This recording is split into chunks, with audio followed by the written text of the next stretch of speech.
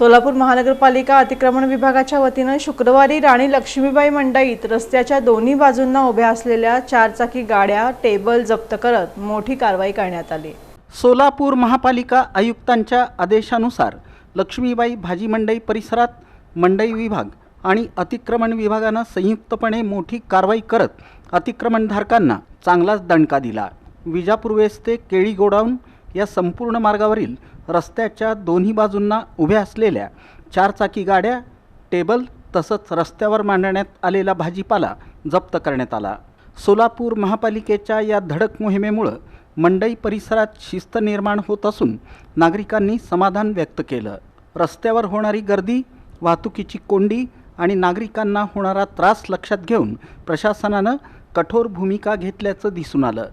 प्रशासनाकडून पुढील सलग 7 दिवस ही मोहीम सुरू राहणार असल्याचा स्पष्ट इशारा देण्यात आला आहे।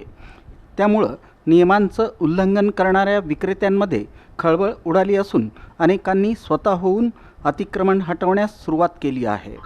यावेळी मंडई विभागानं भाजी आणि फळ विक्रेत्यांना रस्त्यावर व्यवसाय न करता केवळ ओट्यावर बसून व्यवसाय करण्याच्या सूचना दिल्या।